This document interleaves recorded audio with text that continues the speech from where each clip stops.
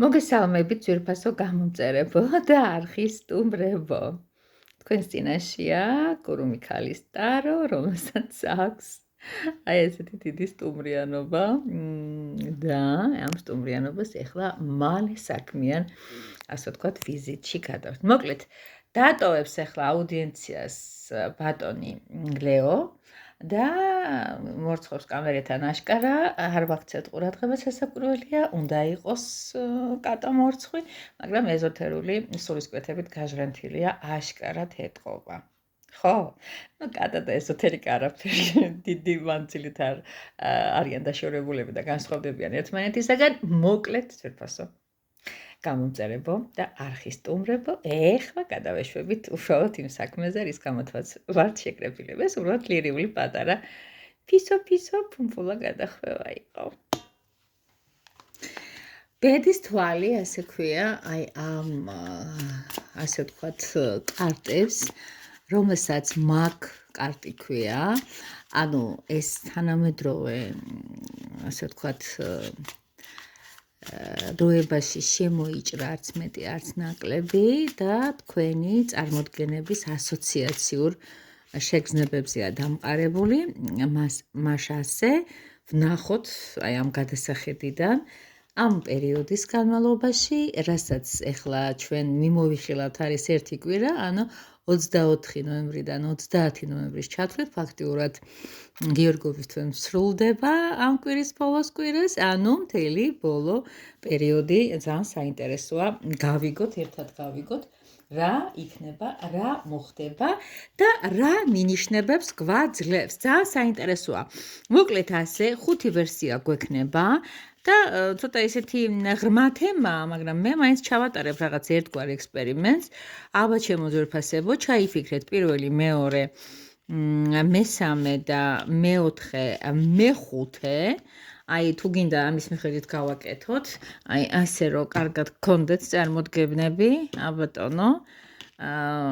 თუნდაც აი ეს ნიშნულით, ბროწეულის ნიშნულით ვიღაცა ასე ვთქვათ, მიაქცია ყურადღება აი იმ ქვას, რომელიც ეხლა თქვენს წინაშეა.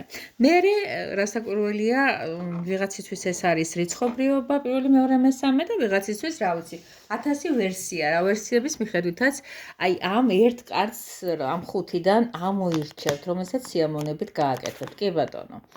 ეხლა გადავალთ უშუალოდ იმ თემასთან დაკავშირებით, არ მიყვებით ამიმდევრულად, სხვათა შორის მინდა გითხრათ, არ იქნება მანდა მაინც ეხლა მთავარი მოქმედი გმირი აღნიშნული გაშლის, რომ ის იყოს აუცილებლად პირველი, მეორე, მესამის გათვლით, კარგად რომ შეხედოთ და აბატონო დავიწყოთ. მას ასე, რომელ ქვას ირჩევთ, ანუ შესაბამისად, რომელ კარტს ირჩევთ, იმის მიხედვით, კარგად რომ გამოცდეს, მოდი ესე გავაკეთოთ.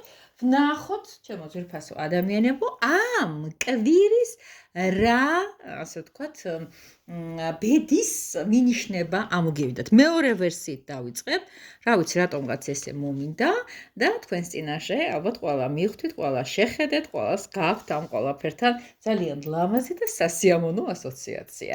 მე ვფიქრობ, არ ცდები, თქვენს წინაშეა ჩემო ძვირფასებო ცისარტყელა და ცისარტყელა ჩვენ შემთხვევაში ამ მაგტაროს თუ კარტების შემთხვევებში არც მეტი, არც ნაკლები, ეს არის ჩემო კარგო ადამიანებო, რასაკვირველია, რაღაც განსაკუთრებული შეგრძნებების განწყობა. ეს არის რაღაც ცხოვრებისეული კარგი და ლამაზი ეტაპების თანმიმდევრობა.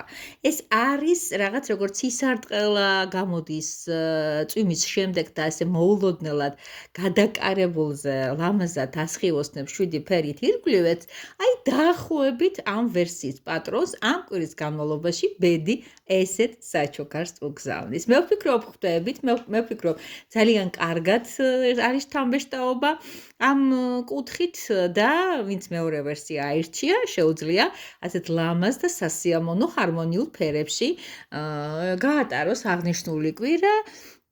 რაც უკვე მიმოხილვაში გვაქვს 24-დან 30-ის ჩათვლით. კი ბატონო, დიდი მადლობა მეორე ვერსიას. მოდი ეს კარტი, რადგანაც ხელი აქეთ წავიდა, ვინც ეს ქვა ჩაიფიქრა, ეს არის მესამე ვერსია. და თქვენს წინაშე არის რაც არის მოკლედ რა. აღარ გავაგრძელებ ბევრს განმარტებას, პირდაპირ გეტყვით, ეს არის რაღაც ცურო დასმენები, ეს არის ცირისწამება, კვირაში წაეხლებით რაღაც არასასიამოვნო საუბარს. ასევე თქვენს წინაშე არის გაჩერდი.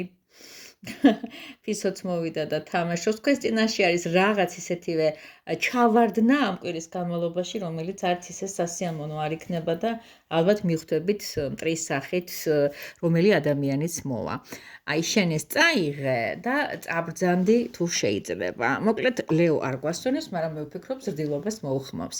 კარგი, ეს ასე იყო, ხო ასე იყო? კი ბატონო, ასე იყო, დავალაგოთ. ეხლა ორი განვიხილოთ და მოდი პირველ ვერსიას მივადგეთ, ვინც აღნიშნული დიდი ქვა, ასე ვთქვათ, ამოიჩემა და რა არის ქვაზე დავდევით და ამოვიცა ესეთი დიდი გორა ქვებისა.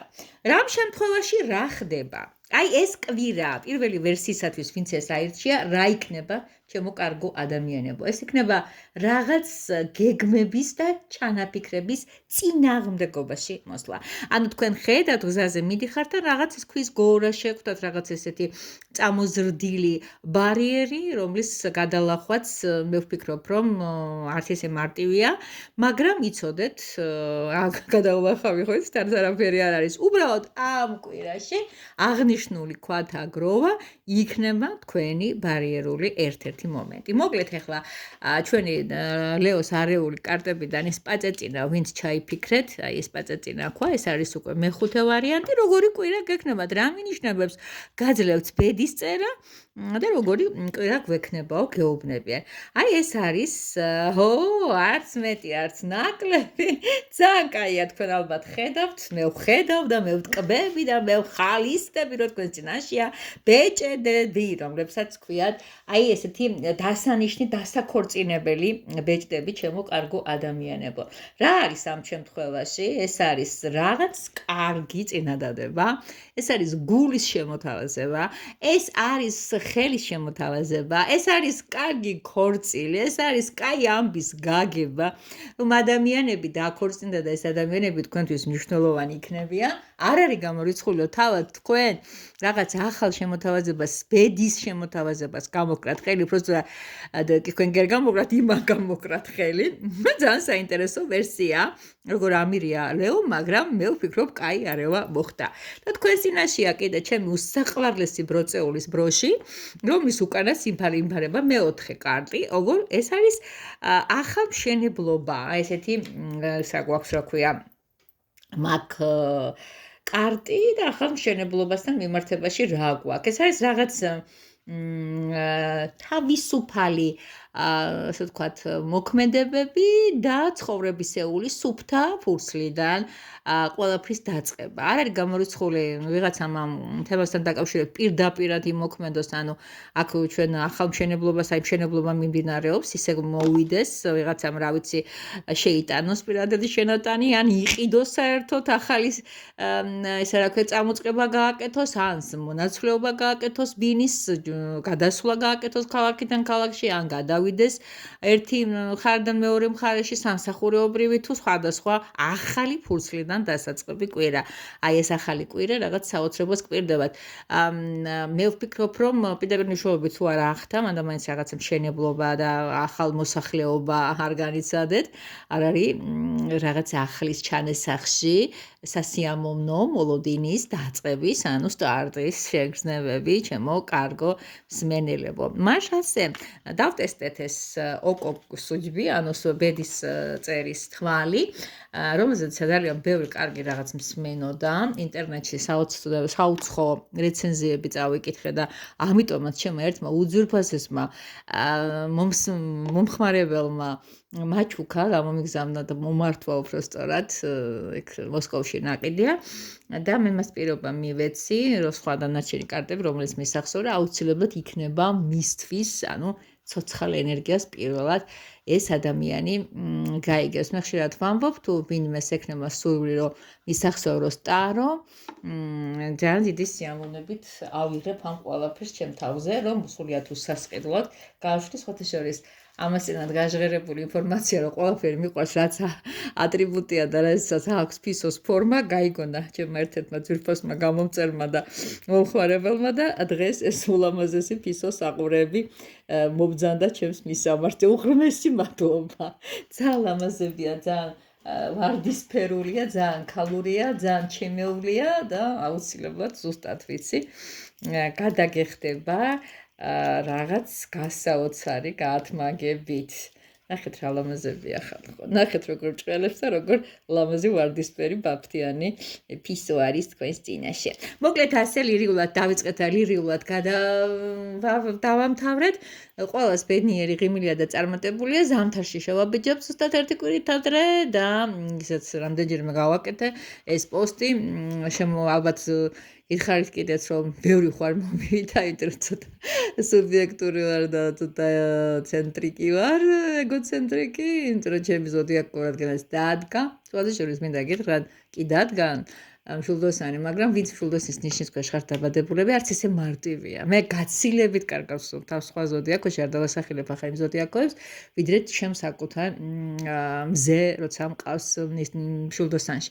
არ ვიცი, მიზეზები მაქვს ამისა, თქვენც გექნებათ და მე მაინტერესებს გამიზიარებთ და მეტყვით, როგორ გზნობთ თავს საკუთარ ზოდიაკოში. ამას ძალიან დიდი ღრმა და ფილოსოფიური ახსნა აქვს, აღარ მოგაცდენთ ამ თემასთან დაკავშირებით, შეერიგეთ რაც გქონდათ, ლაიქებს დაწერთ, გაიზიარებთ, მიყვარხართ ყველა კიდევ ერთხელ გახსენებთ და მეტი რა გითხრათ, ამაზე კაი რა უნდა გითხრათ. და კარგად ვძანდებოდეთ, ამასაც დავსენე პირად გაშლებში და კონსულტაციებზე გელოდებით.